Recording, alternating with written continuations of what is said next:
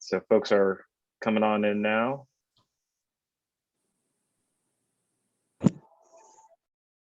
Mayor Schieve, take it away. All right, good morning, everyone. It's great to see you, or good afternoon, depending on where you're at in the country. First of all, I want to just say, it's so hard not being with all of you. And I know Mayor Adler would have done an incredible job to host us in Austin this year. So, it's unfortunate, but hopefully we can all convene in January together. But anyway, I'm Mayor Hillary Schieve, and this is the TAPES Committee, which stands for Tourism, Arts, Parks, Entertainment, and Sports. Most of you do know that, but if you don't, that's what it stands for. And so we've got some wonderful, wonderful mayors with us and guests today, and I'd love to be able to call them out. I'm actually gonna have David do it because I'm limited by my screen. So go ahead, David, take it away. Let's introduce everyone. All right, Mayor Whaley. Hi, everybody. This is just, I'm not a member of the TAPE Standing Committee. Wanted to just greet everyone as president of the U.S. Conference of Mayors, Mayor Nan Whaley. Really grateful for all of you participating in this work.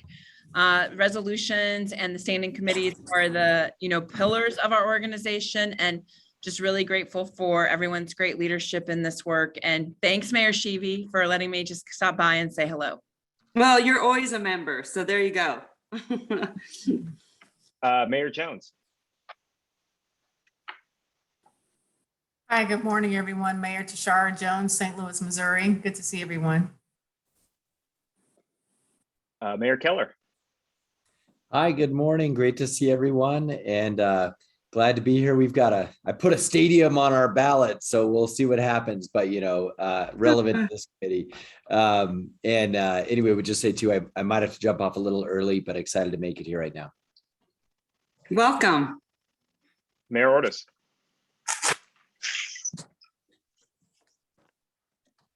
Hi, Mayor Frank Ortiz, involved with the mayors at my 25th year as mayor, 26 coming up. And the Conference of Mayors has been a rock place for me.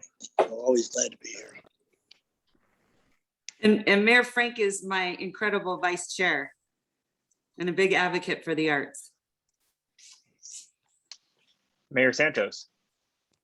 Good afternoon, everyone, from a very hot and humid New Jersey. That's true. Mayor Davis. Mayor Hardy Davis, great state of Georgia. Augusta GA is in the house. Hardy. Hey there. Hey, everybody. Mayor Patterson Howard. Good afternoon, everyone. Mayor Sean Patterson Howard, Mount Vernon, New York. And we are preparing to open up a new stadium here, and it just opened up 4 bridges with public art. So we're moving in the right direction. We were in the New York Times regarding the public art and the bridge work. Wow, congratulations. Thank you. Mayor Wires. Oh, it looks like he froze. Mayor Shore. Here we go. Mayor Andy Shore, Lansing, Michigan. Happy to be here. Good to see you all. Sorry we're not able to see each other in person, but safety first. So thank you, Mayor Schieve, for inviting me to the committee. Hello, Andy. And Mayor Wires. Mayor Wires, I am here. Just couldn't find the mute button. Awesome, thank you. I think that's everyone that I have on the list. Did you hear that? Okay. We did. Thank you, Mayor Wires. Okay, and just before we begin, I do want to remind everyone that this meeting is open to the press.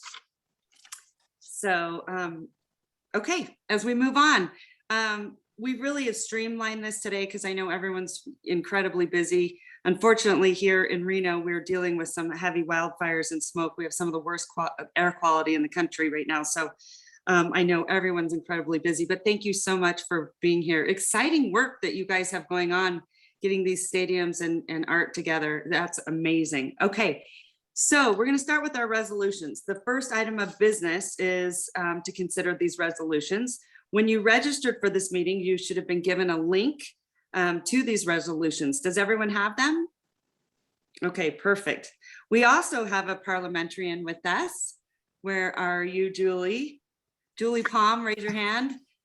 So if any parliamentary issues arise, we have her. In the past, we've considered resolutions in mass. We will consider any new resolutions after the consideration of these proposed resolutions.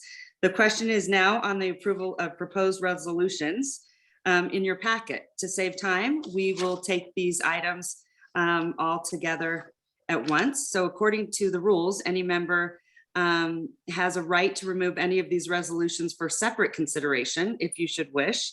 Would any members like to remove some of these resolutions separately? Nope. Okay.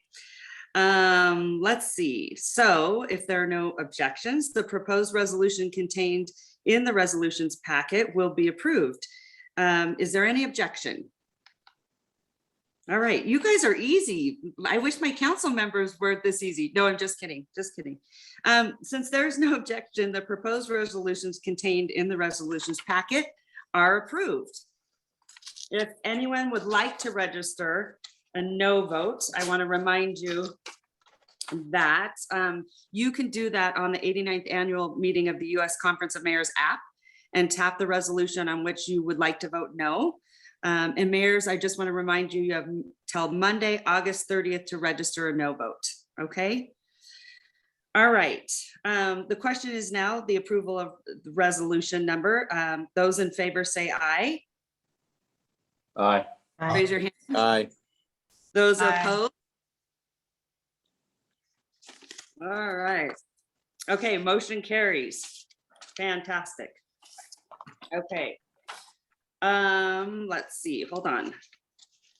Okay, so we do have a new resolution coming before us. I have one that deals with helping families with healthy lifestyles through sports. The resolution is now available for viewing on your screen. Do you have it up there, David, somewhere? I didn't have it queued. I think Jocelyn's got it. Okay, Jocelyn, there you go. Perfect. Okay. The therefore of the resolution states to promote health throughout America, the U.S. Conference of Mayors urges Congress to pass the Personal Health Investment Today Act to help families with healthy lifestyle expenses by allowing use of funds in pre-tax medical accounts to pay for youth sports and other family activity. And also this helps to lower expenses in the incidence of chronic disease in our community. Under our bylaws, this resolution requires 2/3 approval to be considered. Those in favor of allowing the new resolution to be considered, please raise your hands. All right, those that oppose? All right, resolution passes. Congratulations. Thank you so much. Again, this is great. Mayor, just to do it technically, you passed the consideration of the resolution. Now you have to vote on the resolution. Okay, so now we will take a vote. All those in favor say aye. All those opposed? Aye. Motion carries unanimously. All right, great job. I was just in a 14-hour council meeting yesterday, so this is nice. All right. So at this time, we're going to move on, and I am excited to introduce Doug Palmer. And many of you probably know Doug. He is no stranger to the conference and former mayor of Trenton, and he is now a consultant with Major League Baseball. And so I'm going to have Doug take the floor and tell us a little bit about what's going on with our Major League Baseball initiative, Play Ball. All right, Doug, where are you? I'm here. Okay, you see me, right? There you are. All right. There you are. Thank you, Mayor. Wonderful. And, okay. Go great ahead, Doug. The floor is yours. All right. It's great to see everybody and to work with two great staff people, my friend Tom McClyman and Jocelyn Bogan. Also, I want to say to Mayor Jones, we have a lot in common. We're both proud alumni of Hampton University, so I want you to know that. And so speaking of Hampton, this is a very great time right now because the Little League World Series, if you're familiar with it at all, the Little League World Series is going on right now. As a matter of fact, our president, and I still say our president because I was president of the Conference of Mayors, so I feel like once a president, we're all presidents here. I was talking to Nan, President Whaley. Ohio is in the Little League World Series. As a matter of fact, and I know Tom and Jocelyn know this, but they're in the championship round. And so I was congratulating Dan on that. And it's fitting because 7 years ago, Monet Davis, a young African-American young lady, played for Philadelphia. They had two black, it never happened before. To get to Williamsport in the World Series is unbelievable. They had two black teams, one from Chicago and one from Philadelphia. And Monet Davis just took the world by storm. And Mayor Jones, by the way, she is a junior now at Hampton University playing softball. And she's a spokesman for Major League Baseball. And it's great. Because of her, actually, in that effort, that was the beginning of Mayors Play Ball, which I, along with the Commissioner Rod Manford, baseball commissioner, and Tony Riggins and Pat Courtney, we started it. The commissioner wanted to say, look, I want to get more young people involved, especially in the inner cities, to know about baseball. And I said, well, if you want it done, you have to ask mayors. And he said, you think you could get the mayor? We could get the mayors to get involved. I said, of course we can. And it went from trying to get 25 mayors to sign up for Mayors Play Ball 6 years ago to now we're at 355 mayors of the U.S. Conference of Mayors doing play ball events. Mayor Davis does it. Mayor Ortiz, most of you on the call. We got to get Mayor Jones to do it. And of course, we got to get Mount Vernon involved. But I think Mount Vernon's involved too. We are. And I know, and what it simply is just one day a year during the summer, and now we've extended it to the fall, is working either with your Boys and Girls Club or your Recs department and going out and having play ball activities. This year we started Sandlot, where the youngsters will be actually playing using Nerf balls and rubber bats and hitting balls and running around the bases. We were in Denver with Mayor Hancock for the kickoff of the All-Star weekend, and we played right in front of City Hall. There was about 200 youngsters there, and they had a ball. And look, they're not supposed to know how to play baseball, so don't worry about that. Just get kids between the ages of 5 and 12 who really never played baseball. We don't want people that played in the league because this will be boring to them. Just get them. They were hitting the ball. They didn't even know what to do with the ball when they caught it, but that was fine. They were trying to throw the ball at the guys. That's how little they knew about the sport. But it's a way of engaging youngsters into the great game of baseball. It's a way of mayors getting involved with their recreation department and the youngsters in their city to go out and have fun, because baseball's back. Even last year during COVID, we had the mayors do caps on, salute to the mayors, and a lot of activities. So we'd like to just have the new mayors and others have your staffs work with Jocelyn and Tom, who are on the phone, and they'll speak right after me, to sign up to have your youngsters play. It's a lot of fun, and it's great. And right now, I'd like to have Tom or Jocelyn talk about the nuts and bolts of this, but really it's great to see you. We'll see each other in person in January, and we've got good video that we have already this summer with mayors getting involved with Mayors Play Ball Sandlot. So thank all of you for all your support and your continued support. And I just turn the floor over to Jocelyn or Tom. I don't know which one goes first, but thank you.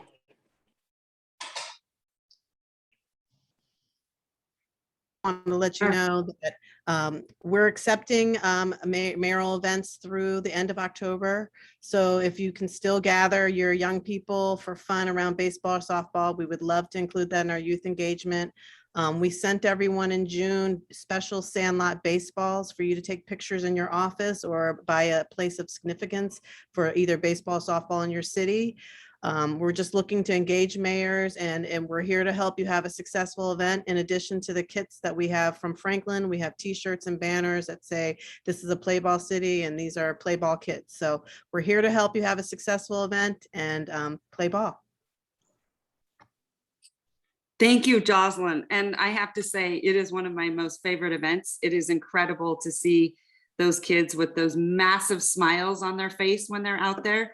And there is nothing like bringing a community together when it comes to play ball. So thank you, Doug, for all your awesome work, and Tom and Jocelyn on this. Honestly, it was really unfortunate this year. We had to cancel our event because our air quality has been so bad. But I have had so many parents reach out to me, when are we doing it? When are we doing it? So we're working on ways in which we can do that. But if you have not participated in play ball, you have got to do it. It is a phenomenal event to bring your community together. And really, the kids are just, they are so elated with joy. And a lot of times I'll bring all my shelter kids and all the kids through a lot of the, different charities. And it's a wonderful way for them to participate. So thank you so much, Mayor Palmer. It's always so nice to see you. And I look forward to seeing you in January, my friend. All right. Yeah. Now I'm excited to introduce someone who's new to us, but I'm really excited for you guys to get the opportunity to work with him. His name is Rod Joy, and he is with the NEA. And all of you know that we have a history of supporting the NEA and looking forward to all the wonderful work that they're doing to help assist us. So Rod, where are you? I'm going to see you see me here, Mayor? There you are. Yay. Okay. It's wonderful to see you, Rob. We can't wait to hear from you. We can't wait to work with you. And thank you for all the work that you're doing with the NEA. So the floor is yours. Thank you. And hello, everyone. My name is Rod Joy, and I'm proud to serve as the Chief of Staff at the National Endowment for the Arts. I'm pleased to be joined on this call by two of my colleagues from the Arts Endowment, Diane Dewhurst, who is our new Senior Deputy Chair, and Jen Hughes, who serves as our Director of Design and Creative Placemaking. I want to say how wonderful it is to be with you today. I want to start by acknowledging the difficult and heartbreaking situation overseas, and I want to express my heartfelt condolences for the U.S. service members killed in yesterday's terrorist attack in Afghanistan. On behalf of our agency, we do want to extend our heartfelt thoughts and prayers for all of the innocent lives lost, those injured, and the families of everyone affected. Coming back to this virtual gathering, I want to extend a word of thanks to Mayor Nan Whaley, who I understand is a force of nature, and everyone at the U.S. Conference of Mayors for inviting us to be here today. I want to extend a special word of thanks to Reno Mayor Hillary Schieve and the TAPES Committee. Mayor, I've followed your career and really appreciate all that you do to elevate the arts as a public policy asset, and really want to say thank you to the entire committee for working to help attract talent, tourists, and investment to America's cities. The National Endowment for the Arts, as you know, was established in 1965 by Congress. It's the independent federal agency that works to provide all Americans with diverse opportunities to experience and participate in the arts. I'd like to say on behalf of our appointees, how grateful we are to work for an administration that values the presence and importance of the arts and creative expression. This commitment to culture is not only reflected in the maintenance of strong cultural agencies, but it's also embodied in a belief that the arts have an active role to play across the federal family and in all aspects of civic and community life. While we're here with you today, we wanted to provide just a few brief updates. And essentially, I want to say a word about three kind of overarching focus areas for the agency, as well as three current programs and initiatives that may be relevant to your work. The three overarching themes that I want to give voice to really are how we're thinking about points of alignment between the priorities of the agency and the administration. And those three priorities are rebuild the creative economy, unite and heal the nation, and advance equity, access, and justice. On rebuilding the creative economy, this is all about reversing the damage of COVID-19 and getting creative workers back to work. Before the pandemic hit, the arts and cultural sector was approaching a $1 trillion industry that directly employed more than 5.2 million people and indirectly supported millions more. As you know well, few sectors of our economy have been hit harder than the arts because of this pandemic. Cultural organizations were among the first businesses that were forced to close their doors when the pandemic began, and they'll be among the last to truly fully reopen. Many of your cities have felt this impact deeply, and we want to say thank you for the assistance programs that many of you have established to aid businesses and organizations in the creative sector. In terms of the second focus area for our agency, it's really all about uniting and healing the nation and the role that arts and creative expression can play in helping to usher in a healthier and more hopeful future. Your constituents are feeling pain from this pandemic, and as we've all dealt with grief, fear, and anxiety, the arts have been a source of comfort and joy, and they've helped to unite us as a country, even in the midst of isolation. The NEA believes that the arts are an essential part of our collective well-being, and we're proud to support projects that promote the health and wellness of the American people. On advancing equity, opportunity, and justice, this is really all about the role and power of the arts to illuminate urgent issues of social justice, racial justice, and environmental justice. This is about tapping into the arts to help animate the idea of liberty and justice for all. As many of you know, on day one, President Biden signed a whole of government executive order directing each US department and agency to develop a racial equity assessment, to take a deep look in the mirror and to identify potential barriers for communities that have been historically underserved and underrepresented by government. We recently turned in our 200-day report as an agency that's all about extending reach and impact. We embrace our ability and responsibility to help implement the president's equity priorities. You'll be hearing much more about that in the weeks and months ahead. I'd like to turn my attention now to three programs, so three initiatives that we're currently running that may be of interest to the TAPES committee and to mayors across the country. Those three programs, one is the American Rescue Plan, which I know you're familiar with, or ARP. The second is Arts Education. And then the third is the Mayor's Institute on City Design, which is an initiative that we've been honored to collaborate with the U.S. Conference of Mayors to deliver since 1986. On the American Rescue Plan, as you know, on March 11th, President Biden signed into law the American Rescue Plan Act of 2021. It's the second largest stimulus package in legislative history. We're grateful to the president and to Congress that the rescue plan included resources to help arts organizations and arts workers hard hit by the pandemic. This includes $135 million for the National Endowment for the Arts. The NEA's American Rescue Plan program, really there are two goals that we have for the program. First and foremost, we want to provide relief and recovery efforts to cultural organizations across the country. Our goal is to preserve jobs and help arts groups rehire and reopen. The second goal for our program is to expand access to funds to communities that have been historically underserved by government. Our recent ARP program offered local arts agencies two different access points to funding. Not only could they apply for direct grants, but we also set aside $20 million in ARP funds for local arts agencies to subgrant to arts and cultural organizations in their jurisdictions. Local arts councils, arts commissions, cultural affairs departments are essential tools for mayors as you rebuild your economies and promote social cohesion. We recently received over 150 completed applications for this subgranting opportunity. These applications were received from cities large and small from all across the country. Nearly 40 of them were from first-time applicants.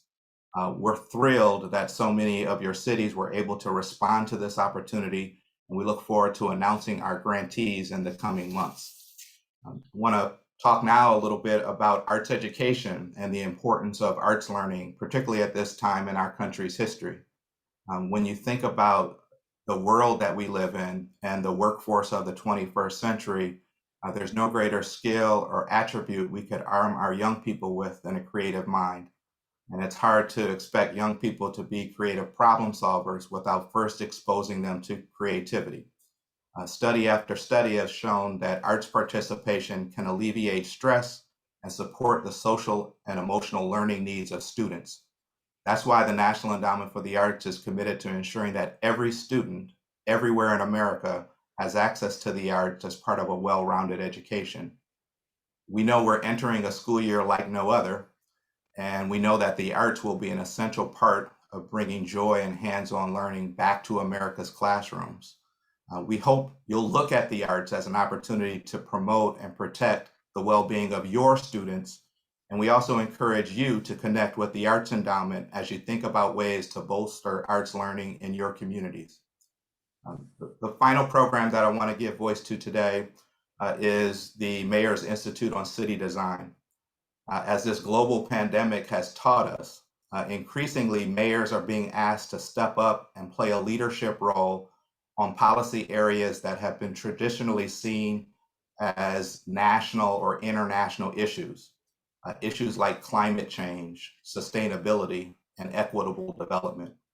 Since 1986, the National Endowment for the Arts has had the deep honor of working with Tom and Jen and the U.S. Conference of Mayors to offer the Mayor's Institute on City Design. The Mayor's Institute, or MICD, has helped transform communities through design by preparing mayors to be the chief urban designers of their communities. Since this initiative was established, we've had the pleasure of working directly with over 1,200 mayors, including several of you in today's Zoom room. Building on the success of this initiative and recognizing that mayors are the architects of local policy and the orchestrators of equitable development, the NEA was pleased to recently launch MICD's Just City Mayoral Fellowship.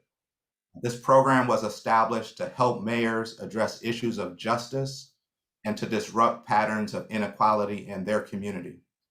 I hope everyone attending today's session will consider participating in MICD and think about how arts, culture, and design can help shape a brighter future in your cities. In closing, just want to say that the Arts Endowment looks forward to continuing to work with the U.S. Conference of Mayors to build back better so all of our communities can thrive.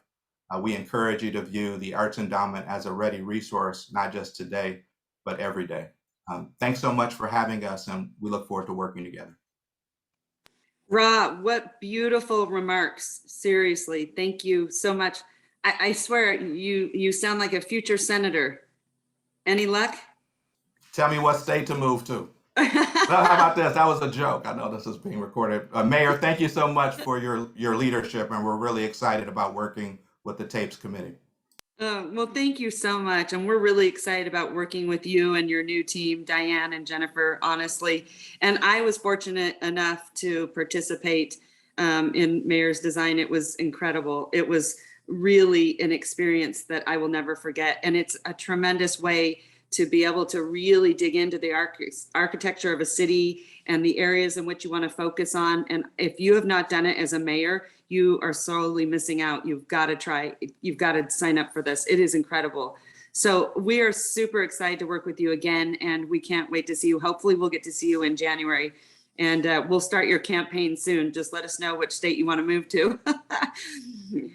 All right, everyone. Okay, so I want to wrap this up by thanking everyone so much for your time. But honestly, bar none, the Tapes Committee would not exist without Tom and Jocelyn. Honestly, they do so much of the work behind the scenes, and they make it happen, and they come up with wonderful initiatives. I'm super fortunate to collaborate with them and work with them on so many levels. So I just want to say I'm really, really grateful. And I miss all of you. I can't wait to see you soon. Before we wrap up, is there anything that anyone wants to add? Go ahead, Mayor Patterson.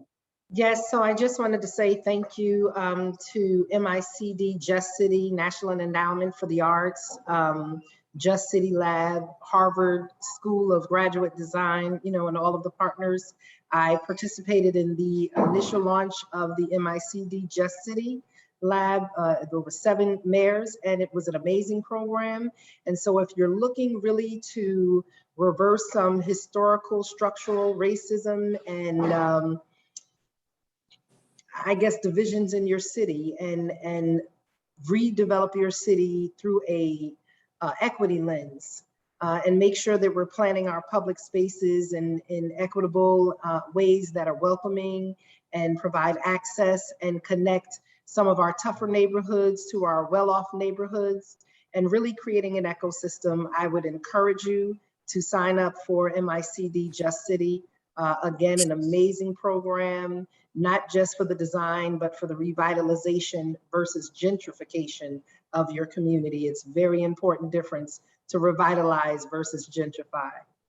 So thank you so much for that opportunity. Boy, are you spot on, Mayor. Thank you. That is fantastic. All right. Mayor, if it's okay, if I could just say one word. For those mayors who have not been to a Mayor's Institute on City Design, I can guarantee you that you'll be getting an invite to one when we start to have them again. I know we're looking at doing one coming up here in the next few months if we're able to do it. But as soon as we can start these back up and running, you'll be getting an invite to one. And the great thing about it is it's a small group setting with 6 or 7 mayors for 2.5 days with some leading architects and planners, and Jen Hughes, who's on from NEA, is to contact NEA, but Trinity Simons on our staff will be in contact with each of you and extend an invite to one of these. Fantastic. All right, everyone. And hey, Mayor Wires, thank you for bringing your furry friend. Always nice to see, especially since yesterday. I didn't know that this meeting was going on an hour earlier, so I just jumped off my lawnmower and the dog happened to be there and he wanted to sit in my lap. So I love it. Here we I are. love it. We always want our pets at the tapes committee. So thank you. Always. All right, you guys stay safe, be healthy, and hopefully we all get to convene in January, keeping fingers crossed. Take care. Bye, everyone.